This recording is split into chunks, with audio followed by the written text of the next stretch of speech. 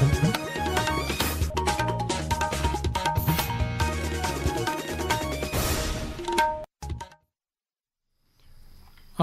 আগরতলা, স্থানীয় সংবাদ পড়ছি সিদ্ধার্থ শঙ্কর চৌধুরী।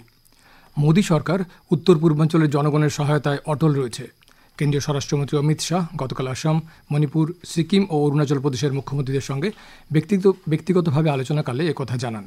শ্রী শাহ ভারী বর্ষার কারণে বন্যা ও ভূমিধ্বসের মোকাবিলায় পূর্বোত্তরের রাজ্যগুলোকে কেন্দ্র সরকারের পক্ষ থেকে সম্ভাব্য সব ধরনের সাহায্য করার প্রতিশ্রুতি দিয়েছেন। এদিকে এনডিআরএফ, এসডিআরএফ, ফায়ার সার্ভিস ও স্থানীয় কর্তৃপক্ষ সহ উদ্ধারকারী দলগুলো বন্যায় ক্ষতিগ্রস্তদের সহায়তায় দিনরাত কাজ করছে। উল্লেখ্য, বঙ্গোপসাগরের উপর সৃষ্ট সাম্প্রতিক নিম্নচাপের কারণে ত্রিপুরা সহ উত্তর পূর্বাঞ্চলের 6টি রাজ্যে কয়েকদিন ধরে মাঝারি থেকে ভারী বৃষ্টিপাত হচ্ছে, যার ফলে স্বাভাবিক জীবনযাত্রা ব্যাহত হয়েছে। মুখ্যমন্ত্রী অধ্যাপক ডক্টর মানিক সাহা গতকাল পশ্চিম জেলার জলমগ্ন বিভিন্ন এলাকা পরিদর্শন করেন। তিনি জানান, ক্রমাগত বর্ষণে রাজ্যের বিভিন্ন স্থানে বন্যা পরিস্থিতি সৃষ্টি হয়েছে, তবে প্রশাসন সর্বত্রই প্রয়োজনীয় ব্যবস্থা গ্রহণ করছে। বিশেষ করে পশ্চিম জেলার বিভিন্ন স্থান প্লাবিত হওয়ায় নাগরিকদের নিরাপদ স্থানে সরিয়ে নেওয়া হয়েছে।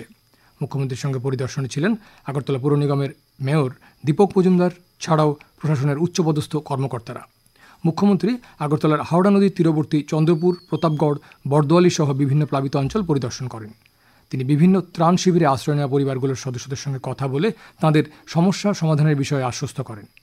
ডাক্তার সাহা আরও বলেন, প্রশাসনের উদ্যোগে এখনও পর্যন্ত রাজ্যে 24টি ত্রাণ শিবির খোলা হয়েছে। এই শিবিরগুলিতে 1300 পরিবার আশ্রয় নিয়েছেন।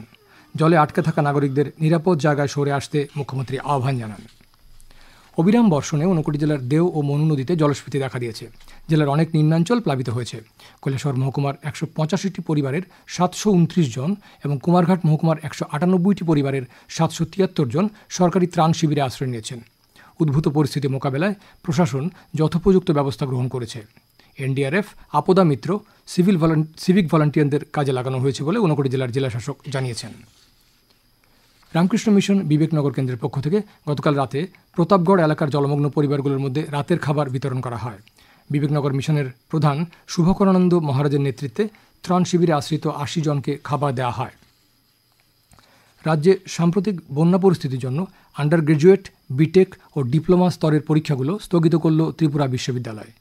গতকাল ত্রিপুরা বিশ্ববিদ্যালয়ের সহকারী রেজিস্ট্রার এক বিজ্ঞপ্তিতে জানিয়েছেন, আজ, আগামীকাল ও 4 জুনের নির্ধারিত পরীক্ষাগুলো পরবর্তী নির্দেশ না দেওয়া পর্যন্ত স্থগিত রাখা হবে।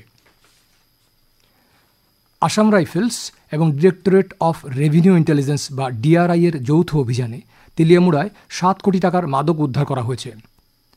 গতকাল সকালে একটি গাড়ি আটক করে এর মধ্যে তল্লাশি চালিয়ে 70,000 ইয়াবা ট্যাবলেট উদ্ধার করা হয়। এই ঘটনায় 2 জনকে আটক করা হয়েছে। তাদের এবং উদ্ধারকৃত ইয়াবা ট্যাবলেট ডিআরআই এর হাতে তুলে দেওয়া হয়েছে বলে আসাম রাইফেলস জানিয়েছে। মুখ্যমন্ত্রী অধ্যাপক ডাক্তার মানিক সাহা গতকাল সাম্প্রতিক আগুনে ক্ষতিগ্রস্ত মহারাজগঞ্জ বাজার পরিদর্শন করে ব্যবসায়ীদের সঙ্গে কথা বলেন। তিনি ক্ষতিগ্রস্তদের সহযোগিতা করতে প্রশাসনের আধিকারিকদের নির্দেশ দিয়েছেন। মুখ্যমন্ত্রীর পরিদর্শনকালে উপস্থিত ছিলেন সাংসদ রাজীব ভট্টাচার্য, আগরতলা পৌর নিগমের মেয়র দীপক মজুমদার, পশ্চিম জেলার জেলাশাসক ডাক্তার বিশাল কুমার প্রমুখ। ত্রিপুরার পর্যটন শিল্পকে আরও আকর্ষণীয় করার লক্ষ্যে রাজ্য সরকার ও কেন্দ্রীয় সরকারের যৌথ উদ্যোগে সাবরুমের লুধুয়াতে একটি ইকো ট্যুরিজম পার্ক নির্মাণের পরিকল্পনা গ্রহণ করা হয়েছে। পর্যটন মন্ত্রী সুশান্ত চৌধুরী গতকাল পর্যটন দপ্তরের অধিকর্তা প্রশান্ত বাদল নেগি সহ বিভিন্ন আধিকারিকদের নিয়ে প্রস্তাবিত এলাকাটি পরিদর্শন করেন। আদিম জনজাতি গোষ্ঠীর আর্থসামাজিক মানোন্নয়নে কেন্দ্র ও রাজ্য সরকার একযোগে কাজ করছে। গতকাল জলাইবাড়ি ব্লকের কোয়াইফাং কমিউনিটি হলে শান্তিরবাজার মহকুমার জন্য 6টি মাল্টিপারপাস সেন্টারের ভিত্তিপ্রস্তর স্থাপন করে সমবায়মন্ত্রী শুক্লাচরণ নোয়াতিয়া একথা বলেন।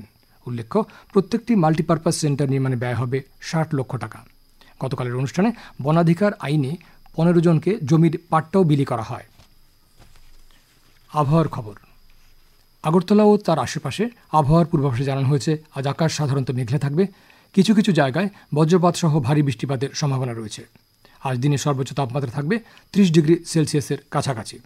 আজ ভোরে আগরতলা বিমানবন্দরে সর্বনিম্ন তাপমাত্রা ছিল 25.6 ডিগ্রি সেলসিয়াস। গত 24 ঘন্টায় বৃষ্টিপাত 36.8 মিলিমিটার। এদিকে খোয়াই ও পশ্চিম জেলায় ভারী থেকে অতি ভারী এবং রাজ্যের অন্যান্য জেলায় ভারী বৃষ্টিপাতের সতর্কতা জারি করা হয়েছে। স্থানীয় সংবাদ এখনকার মতো এখানেই শেষ হলো। পরবর্তী বাংলা স্থানীয় সংবাদ প্রচারিত হবে সন্ধ্যে 7:55